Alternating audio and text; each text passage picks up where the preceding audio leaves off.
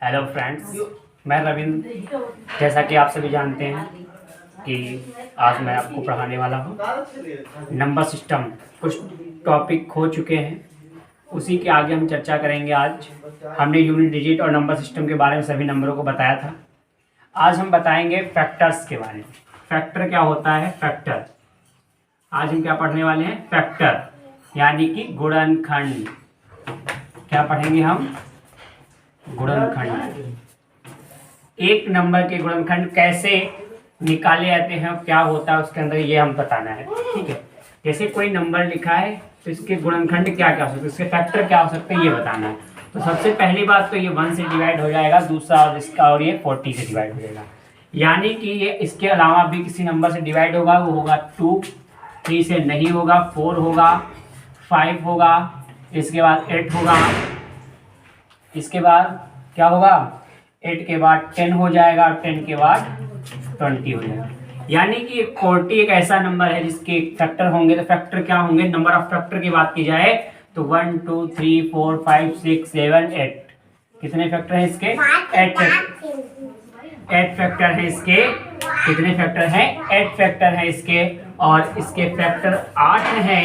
अगर हम हर जगह तो हम ऐसे कर नहीं सकते ना, ऐसे हम नहीं कर सकते, क्योंकि यहाँ पर हमारा 40 था, हमने कर लिया। अगर नंबर काफ़ी बड़े बड़े दे दिया जाए, कहिए जिसके फैक्टर बताओ, या फिर ऐसे कुछ भी दे दिया जाए, कोई भी नंबर दे दिया जाए इसके फैक्टर बताओ, तो कैसे बताएंगे हम? क्या ऐसे तोड़ेंगे? बिल्कुल नहीं। इसके लिए कुछ फार्मूलाज होते हैं। कैसे निकालते हैं नंबर ऑफ फैक्टर, कैसे बताएंगे गुणनखंडों की संख्या? अगर कोई नंबर दिया गया है तो उनके गुणनखंडों की संख्या क्या होगी, तो इसको क्या फैक्टर्स का हम देखे जाएंगे। तो इसको कैसे तोड़ सकते हैं? इसको तोड़ सकते हैं 20, 10 और 5 में। 20, 10 और 5 में, यानी कि 5। तो क्या हुआ? 2 इंटू 2 इंटू 2 इंटू 5, यानी कि इसको हम लिखेंगे 2 की पावर 3 इंटू 5 की पावर 1। 2 की पावर 3 इंटू 5 की पावर 1। नंबर ऑफ फैक्टर पूछेगा, कुल गुणनखंड टोटल नंबर फैक्टरों की संख्या पूछेगा, गुणनखंडों की संख्या। तो क्या बताना है? गुणनखंडों की संख्या। गुणनखंडों की संख्या। तो गुणनखंडों की संख्या क्या होगी? गुणनखंडों की संख्या क्या होगी? तो यहाँ पे क्या करना है, देखो ये कैसे लिखा है। ये लिखा A/P और plus B/Q। A/P plus B/Q लिखा है। और जब भी हम निकालेंगे गुणनखंडों की संख्या तो करते हैं P + 1 और Q + 1। यानी कि जो भी घात है उसमें एक ऐड करके और क्या करना है? गुणा करा देना है। तो यहाँ पे 2 की घात, देखो A की घात के P कहाँ है? P ये है और Q है। आगे नंबर और में C की घात R S, आगे ऐसे होते चला जाएगा C D E और, ठीक है। तो यहाँ पे 3 है, तो क्या है? 3 + 1 और फिर 1 + 1, क्योंकि Q क्या है? 1 है। गुणनखंडों की संख्या जो होगी वो यहाँ पर हो जाएगी 4 इंटू 2, यानी कि 8 हो गया। देखो इसके पहले गिनो कितने गुणनखंड है? 1 2 3 4 5 6 7 8 गुणनखंड हैं। और ये देखो कैसे निकालते हैं। हमने बताया क्या कि घात में एक जोड़ देना, सभी घातों में एक जोड़ के मल्टीप्लाई करा देंगे, गुणनखंडों की संख्या आ जाएगी। ठीक है। इसी प्रकार अगर इसमें पूछे, इसी नंबर में पूछ दे अभाज्य गुणनखंडों की संख्या, क्या पूछ दे? अभाज्य गुणनखंडों की संख्या। अभाज्य गुणनखंडों की संख्या और अभाज्य गुणनखंड दोनों में डिफरेंट है, दोनों में अंतर है। क्या अंतर है? कि जब भी पूछेगा अभाज्य गुणनखंड, इसके अभाज्य गुणनखंड क्या है? अभाज्य गुणनखंड जब भी पूछे अभाज्य गुणनखंड तो क्या करना है? लिख देना A, B, यानी कि जो भी नंबर है उन्हीं को काउंट करना है। तो इसके दो नंबर्स हैं जो इनके गुणनखंडों की संख्या है। अभाज्य गुणनखंड क्या है? इनके 2 हैं। पहला तो A है, दूसरा क्या है? 5 है। यानी कि इसको हम लिखेंगे 2 इंटू 5, केवल 2 और इंटू 5 हो जाएगा। ठीक है। इसके बाद अगर बात की जाए अभाज्य गुणनखंडों की संख्या, अभाज्य गुणनखंडों की संख्या, अभी क्या था? अभाज्य गुणनखंड बताए हमने। और जब पूछे अभाज्य गुणनखंडों की संख्या तो चेंज हो जाएगा, संख्या बतानी है। तो संख्या कितनी है? अभाज्य गुणनखंडों की संख्या, अभाज्य गुणनखंडों की संख्या, नंबर ऑफ प्राइम फैक्टर तो क्या होंगे, तो बेटा 1 2 3 4 कितने ग्रुप फैक्टर हैं, 1 2 और 3 4। संख्या कितनी है, तो ये दो, एक तो 2 है, दूसरा 5 है तो 2। गुणनखंड अभाज्य कितने हैं, 2। कौन कौन से, एक तो 2 है, दूसरा 5 है। लेकिन जब भी अभाज्य गुणनखंडों संख्या पूछेगा तो कितनी है, 1 2 3 और 4 है, 1 2 3 4 है। निकालेंगे कैसे, तो इसको निकालने के लिए होता है क्या, सभी घातों को ऐसे ही हम ऐड कर देते हैं, यानी कि इसको निकालने का जो तरीका होगा p plus Q plus R, ऐसे हो आगे भी होगा। तो यहाँ पे p क्या है, 3 है, और q क्या है, 1 है, यानी घात कितनी है, केवल घातों को देखना है, और नंबर के ऊपर जो घात है उनको हम ऐड करेंगे, नंबर के ऊपर जो घात है उनको ऐड करेंगे। तो यहाँ पे घात क्या है, घात 3 है और 1 है, यानी कि 3 प्लस 1 हो जाएगा 4। अभाज्य गुणनखंडों की संख्या क्या आ जाएगी, अभाज्य गुणनखंडों की संख्या आ जाएगी 4 हो जाएगी, यानी कि नंबर ऑफ प्राइम फैक्टर क्या होंगे, 4 होंगे इसके, और प्राइम फैक्टर केवल पूछे तब क्या होंगे, 2 और 5, यानी कि 2 होंगे। ठीक, नेक्स्ट इसी पे अगर बात करें, इसी में और पूछे सम गुणनखंडों की संख्या क्या होगी, पूछे कि इन्हीं में बताओ 40 के सम गुणनखंडों की संख्या क्या होगी। तो भैया सम गुणनखंडों की संख्या के लिए हम क्या करेंगे, जब भी बात करें सम गुणनखंडों की संख्या की बात करें, जब भी पूछे सम गुणनखंडों की संख्या, क्या पूछे, सम गुणनखंडों की संख्या, सम गुणनखंडों की संख्या पूछ रहा, सम गुणनखंडों की संख्या क्या होगी, यानी कि नंबर ऑफ इवेंट फैक्टर क्या होंगे इसके, नंबर ऑफ इवेंट फैक्टर इसके क्या होंगे, तो घात देखो, घात, तो इसमें कुछ नहीं करना है, कुछ नहीं करना है, कि जो पहला घात होगी उसको हम ऐसे लिख देंगे, जो पहली घात होगी उसको हम ऐसे ही लिख देंगे, यानी कि वो p। उसके बाद आगे जितनी भी घातें लगेंगी, जितने भी नंबरों की घातें होंगी उसमें 1 ऐड करते हुए मल्टीप्लाई कराएंगे, 1 को ऐड करते हुए मल्टीप्लाई कराएंगे, यानी कि p के बाद q नेक्स्ट घात होगी उसमें 1 ऐड करा देंगे, फिर r होगी नेक्स्ट घात होगी 1 ऐड करा देंगे, ऐसे कराते गए, आगे कोई भी घात हो 1 ऐड कराते हुए हम क्या करेंगे, मल्टीप्लाई कर देंगे, यानी कि घात में 1 को जोड़कर उसकी गुणा करा देंगे सबकी। तो यहाँ पे हमारे पहली घात क्या है, पहली घात हमारी 3 है, फिर q उसके बाद क्या है 1 है, 1 प्लस 1 यानी कि कितना हुआ 2 हो जाएगा। तो इसको हम लिखेंगे 3 इंटू 2, क्या लिखेंगे 3 2। तो नंबर ऑफ इवेंट फैक्टर्स क्या आ जाएंगे, 6 आ जाएंगे। सम गुणनखंडों की संख्या, तो सम गुणनखंडों की संख्या जो होगी वो कितनी होगी, 6 इज द राइट आंसर। क्या होगा, सम गुणनखंडों की संख्या तो क्या होगी, 6 होगी। अब देखो इधर हमें दिख रहा होगा कि देखो ये तो 1 क्या है, विषम संख्या है, 5 क्या है, सम संख्या है, टोटल फैक्टर 8 है, और इसमें 2 एक ऐसे नंबर है जो विषम है, यानी कि 6 जो ऐसे नंबर हैं, 6 ऐसे नंबर जो इवन नंबर हैं, यानी कि सम संख्या 1 2 3 4 5 6। बात समझ में आ रही है, इनके सम गुणनखंडों की संख्या के, ठीक है, विषम गुणनखंडों की संख्या। तो विषम गुणनखंडों की संख्या क्या होती है, विषम गुणनखंडों की संख्या मैंने बताया, क्या बताया था, विषम गुणनखंडों की संख्या कैसे निकालेंगे। हमने कहा एक किस फॉर्म में लिखा है, एक ये लिखा है 2 की घात 3 5 की घात 1, यानी कि ये लिखा हुआ a की घात p इंटू p की घात q, a की घात p इंटू p की घात q।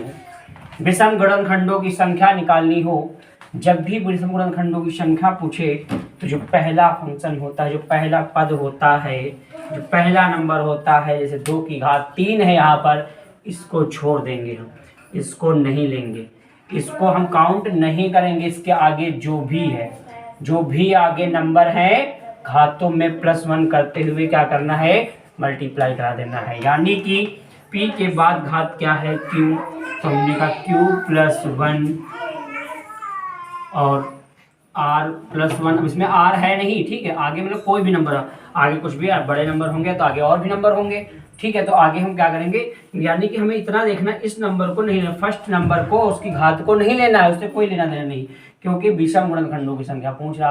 और दूसरे जो नंबर है उसमें हम क्या करेंगे, घात में 1 कराते हुए गुणा करा देंगे, घात में 1 प्लस करते हुए गुणा करा देंगे। तो यहाँ पे हमें क्या है, p + 1 रखना है, तो हमारा q + 1 क्या है, यानी कि q की पावर q क्या है, q है 1, तो यानी कि 1 + 1 यहाँ पे हो जाएगा 2, इसका जो विषम गुणनखंडों की संख्या होगी 2 होगी।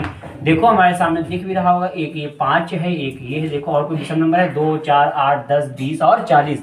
ये सारी संख्याएं सम हैं, ये सारी संख्याएं सम हैं। और हमने कहा हमें बताना क्या है, विषम गुणनखंडों की संख्या बतानी है।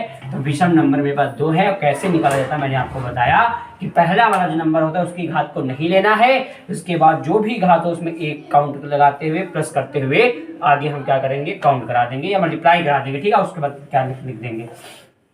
अब हम बात करते हैं, इसलिए देखो मैंने क्या बताया, नंबर बताए, टोटल गुणनखंडों की संख्या, नंबर ऑफ फैक्टर्स, उसके बाद बताया मैंने अभाज्य गुणनखंड, क्या बताया, अभाज्य गुणनखंड, फिर अभाज्य गुणनखंडों की संख्या बताई, अभाज्य गुणनखंडों की संख्या बताई। इसके बाद मैंने बताया सम गुणनखंडों की संख्या, उसके बाद विषम गुणनखंडों की संख्या। अब होता है, एक होता है इसमें प्रॉपर फैक्टर, क्या होता है, प्रॉपर फैक्टर। क्या पढ़ेंगे हम, प्रॉपर फैक्टर, यानी कि उचित गुणनखंड। एक नंबर देगा, कहेगा 40 जो लिखा है 40 के उचित गुणनखंड प्रॉपर फैक्टर क्या होंगे, यानी कि 40 के उचित गुणनखंड क्या होंगे। क्या कह रहा है, 40 के उचित गुणनखंड क्या होंगे, 40 के उचित गुणनखंड क्या होंगे, हमें ये बताना है। तो भैया कुछ नहीं करना है, काउंट करना है। टोटल नंबर हमने निकाले थे, कितने थे, 8 निकाले थे, कितने थे, 8। वो कैसे निकालते हैं मैंने बताया, p+1 q+1, यानी कि घातों में 1 जोड़ते हुए गुणा करा देंगे। तो टोटल नंबर माइनस क्या करना है, 2 -2 कर देंगे। टोटल नंबर में से हम क्या कर देंगे, -2 कर देंगे, यानी कि प्रॉपर उचित गुणनखंड निकालने का तरीका क्या है कि कुल गुणनखंडों की संख्या, कुल गुणनखंडों की संख्या -2, कुल गुणनखंडों की संख्या -2 कर देंगे तो हमें मिल जाएगा क्या, प्रॉपर फैक्टर। क्या मिल जाएंगे, प्रॉपर फैक्टर मिल जाएंगे, यानी कि कुल गुणनखंडों की संख्या क्या थी, इसमें 8 थी, और 8 से अगर हम 2 माइनस कर देंगे 6, ये हमारे उचित गुणनखंडों की संख्या आ जाएगी, ये हमारे उचित गुणनखंडों की संख्या आ जाएगी। एक नंबर था 40, उसमें क्या क्या हम निकालने था, हमने कहा पहले तो इसमें गुणनखंडों की संख्या बतानी थी। कैसे बताया कि घात में 1 ऐड करते हुए मल्टीप्लाई करा दिया, कुल गुणनखंडों की संख्या आ गई जो कि थी मेरे पास 8। फिर मैंने बताया अभाज्य गुणनखंड क्या होते हैं, हमने कहा केवल इसको काउंट करना है, ठीक है। तो कितने थे, 2 और 5, यानी कि 2 अभाज्य गुणनखंड थे। उस अभाज्य गुणनखंडों की संख्या क्या थी, अभाज्य गुणनखंडों की अगर संख्या क्या थी, तो अभाज्य गुणनखंडों की संख्या क्या थी, 4 थी, यानी कि 4 नंबर जो थे इनके अभाज्य प्राइम फैक्टर थे। कौन का, ऐसे निकालने का तरीका क्या था, इनके निकालने का तरीका था, अभाज्य गुणनखंडों की संख्या क्या करना था, निकालने का तरीका ये था कि हम केवल घातों को हम क्या करते हैं, ऐड करते हैं, जैसे p+q+r जितनी भी घातें हैं सबको जोड़ देते हैं, अभाज्य गुणनखंडों की संख्या आ जाती है। इसके बाद मैंने सम गुणनखंडों की संख्या बताई, सम गुणनखंडों की संख्या क्या है कि 3, q को p को ऐसे रख दो, और q उसके बाद जो भी घात है उसमें 1 जोड़ते हुए हम क्या करेंगे, 1 जोड़ते हुए सबकी गुणा करा देंगे, सब में 1 लगाते हुए, लेकिन p में हम 1 नहीं जोड़ेंगे, उसको ऐसे ही रख देंगे। विषम गुणनखंडों की संख्या की बात कर दे, जब भी विषम गुणनखंडों के सामने लिखा हुआ है कि जब भी विषम गुणनखंड पूछे तो p का कोई रोल नहीं है इसमें, केवल सेकंड नंबर होगा उसकी घात लेते हैं और 1 को ऐड कराते हुए आगे अगर नंबर है तो गुणा करा देंगे। यहाँ q का जो है क्या है, q का जो ये था तो 1 था, 1 को ऐड कराया, विषम गुणन प्रॉपर फैक्टर भी आ गया। बस यही कुछ गुणनखंड थे। और पूछ दे क्या, और जो पूछेगा क्वेश्चन में हम समझाएंगे, जो मिलेगा देखो क्वेश्चन कैसे आएंगे इसके और कैसे करते हैं क्वेश्चन को, ठीक है।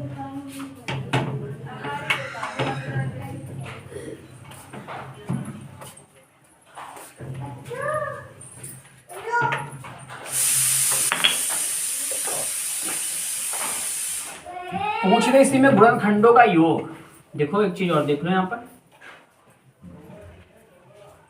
अभी पूछे गुणनखंडों का योग भी पूछते हैं,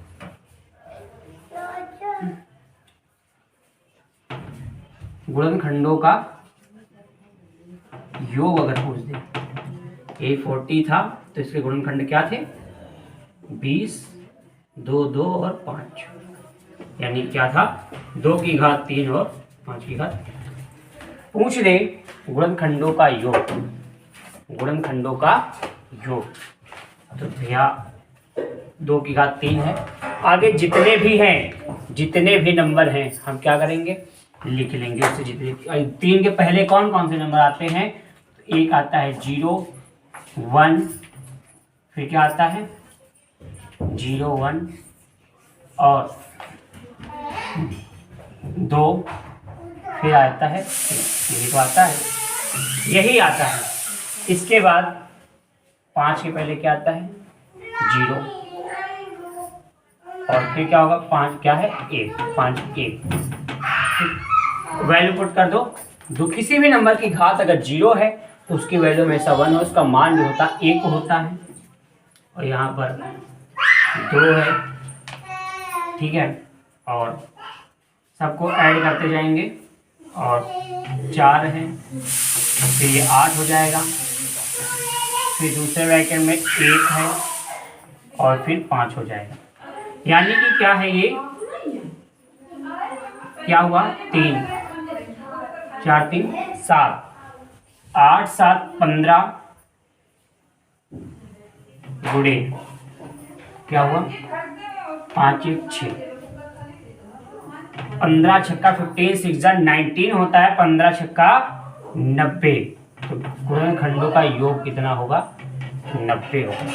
क्या ये सही थे, इसके गुणनखंड थे क्या, इसके गुणनखंड थे 1 2 4 5 8 10 20 और 40, यही इसके गुणनखंड थे। देखो टोटल आएगा क्या 90 आ रहा है, 4 2 6 1 7 7 और 1 8 8 1 9, इनका जो टोटल है ये 90 है करके देख लीजिएगा। और कैसे निकाला हर नंबर में, हम ऐसे तो नहीं कर सकते ना, ऐसे नहीं कर सकते ना, इसलिए हमने क्या किया, तरीका है घातों के पहले जितने भी नंबर ले लेंगे। समझ में आ रहा है, 2 की घात 3 थी और 3 के पहले जो भी नंबर हैं वो लगा लेंगे, ठीक है, नंबर के ऊपर वही घात लगा लेंगे। 5 की घात 1 है, 1 के पहले आता है 0, तो 5 की घात 0 गुणे 5 की घात 1, ठीक। यानी कि उसकी सबकी वैल्यू पुट कर देंगे, सबको क्या कर देंगे प्लस कर देंगे, ऐड कर देंगे और हमें टोटल सम ऑफ नंबर मिल जाएगा। क्या आएगा, गुणनखंडों का योग आ जाएगा, ठीक है, सम ऑफ फैक्टर। चलो आगे देखते हैं इसका।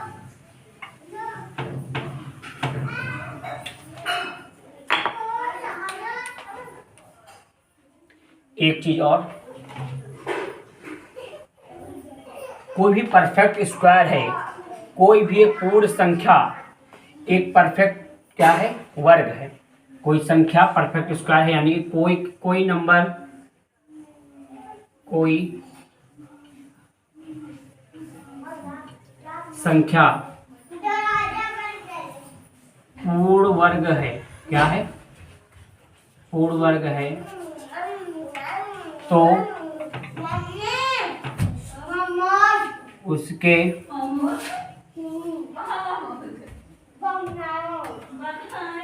गुणनखंडों की संख्या जो होगी वो सदैव विषम होगी। क्या होगी, विषम होगी। क्या होगी, विषम होगी। यानी कि कोई भी संख्या पूर्ण वर्ग है तो उसकी सदैव संख्या क्या है, विषम होगी, ठीक है। इसके बाद क्वेश्चन करते हैं, कैसे करते हैं देखो, क्या 168 है, क्या है कोई नंबर है, ठीक। हमें क्या बताना है, इसके गुणनखंडों की संख्या बतानी है। क्या बतानी है, गुणनखंडों। तो ये लासा लेना तो आता है ना, फैक्टर करने आते हैं, तो लास्ट को हम क्या करेंगे 2 से। देखो ये नंबर किससे डिवाइड होगा, लास्ट में एक कैसी डिजिट है, इवन डिजिट है, यानी कि नंबर 2 से डिवाइड हो रहा है। सबसे छोटी संख्या 2 से, तो 2 8 16, 2 चक्को 8, 2 चक्को 8, 2 दूनी 4, ठीक है, तो 21, 3 सत्ते 21, 3 सत्ते 21 हो जाएगा, ठीक है, 3 सत्ते 21 हो जाएगा भैया। इसके बाद क्या करना है, लिख सकते हैं इसको 3 की घात 3, 2 की घात 3 सॉरी, और 3 की घात 1 इंटू 7 की घात 1, 7 की घात 1 कर देंगे। तो हम इसको अगर बताना है गुणनखंडों की संख्या क्या है, पूछ रहे गुणनखंड नंबर ऑफ फैक्टर।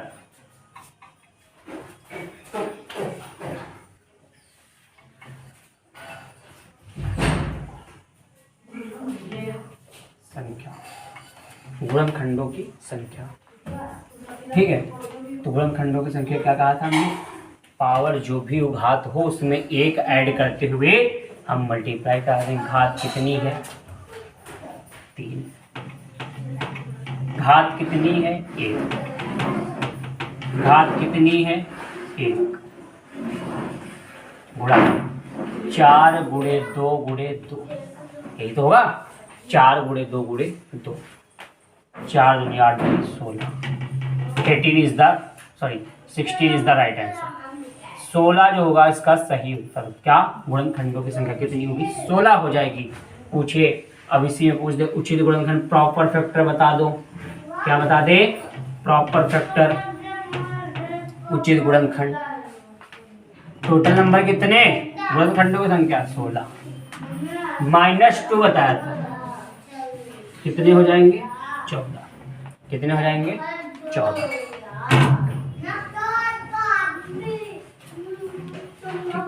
कितना हो जाएगा 14 हो जाएगा इसका राइट आंसर। इसके बाद इसी में पूछेगा टोटल गुणनखंड क्या गए, सम of all factor.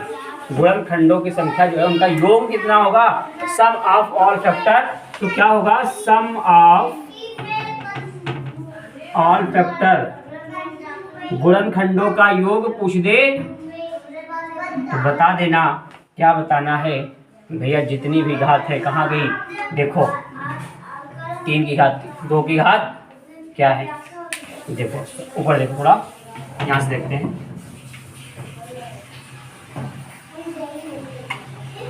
Sum of factor पूछे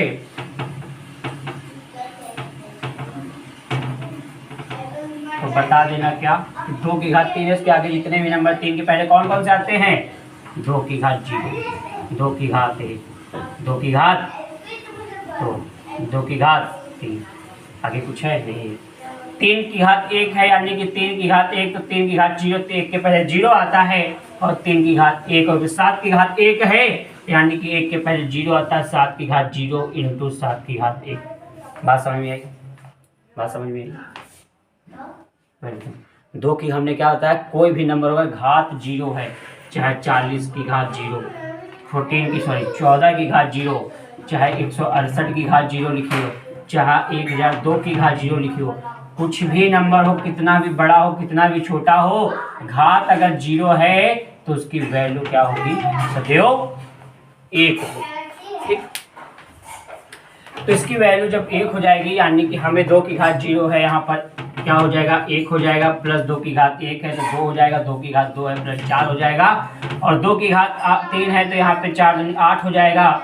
और हम क्या करेंगे, तो ये देखो 1 हो जाएगा प्लस 3, 7 प्लस 7, सॉरी यहाँ पे 7 की घात 0 1, सबको ऐड कर दो, 4 2 6 7 8 7 15 हो जाएगा, और प्लस 3 1 4 हो जाएगा, और 7 1 8 हो जाएगा। क्या हो जाएगा 8, 15 चक्कू 60, 15 चक्कू 60, और सॉरी ये प्लस नहीं होगा, प्लस साइन लगा दिया और कर रहे हैं मल्टीप्लाई, ठीक है, तो लिख गलत दिया। 15 चक्कू 60 और 60 गुणे 8, तो 8 48, यानी कि 480 का इसका आंसर हो जाएगा। कितना हो जाएगा 480। Sum of factor all factor, sum of all factor, सभी गुणनखंडों का योग कितना होगा 480 हो जाएगा। कितना हो जाएगा 480, ठीक है।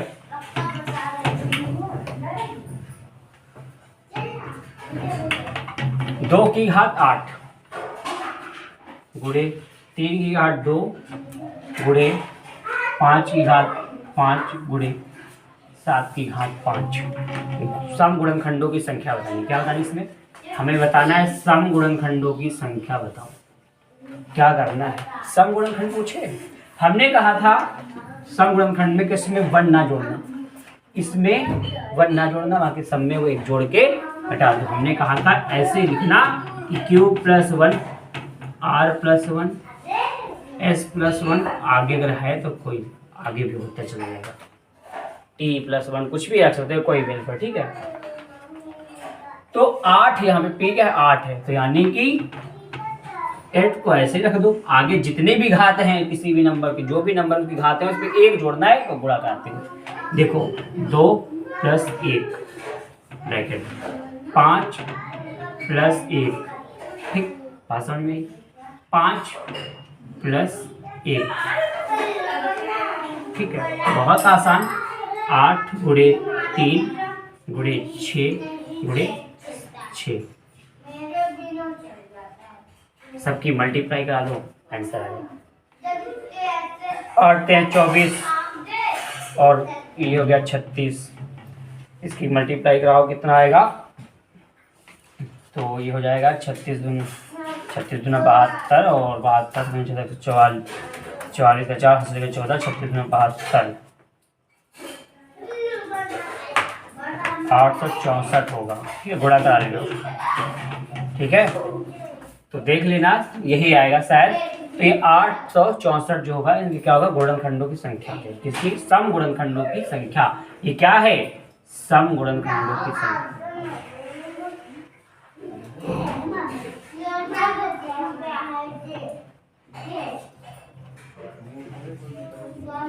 क्या है ये, सम गुणनखंड, नंबर ऑफ इवेंट फैक्टर, ठीक है, सम गुणनखंडों की संख्या यही होगी, ठीक है।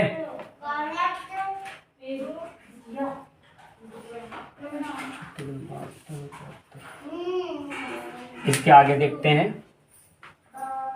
इसके बाद मल्टीप्लाई 36 में 72 36 को होता है 144 का 4 यहाँ से लेके 14 36 में 72 और 14 होता है, हाँ शायद देखिए, ठीक है। चलो इसके आगे देखते हैं, ये हो गए हमारे सम गुणनखंडों की संख्या, ठीक है।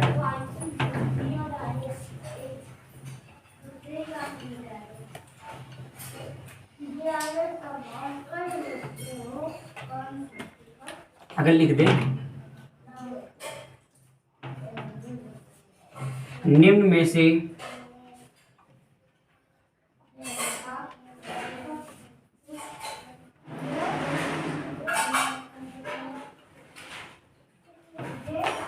इस संख्या की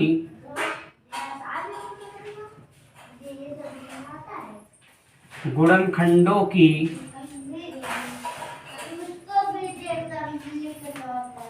संख्या विषम होगी, विषम होगी, राजा उसको रोको जाके महाराजा को। निम्न में से किस संख्या के गुणनखंडों की संख्या विषम होगी, ठीक है।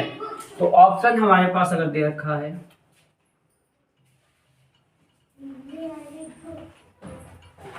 पहला तो ऑप्शन ये हो गया, ठीक है। दूसरा ऑप्शन ये हो गया और तीसरा और चौथा ऑप्शन हमारे पास है। अभी हमने लास्ट में एक पॉइंट बताया था, एक पॉइंट था, तो उसी से अगर आपको पता होगा तो पता चल जाएगा इसमें विषम गुणनखंडों की संख्या क्या है, इसमें विषम गुणनखंडों की संख्या क्या होगी।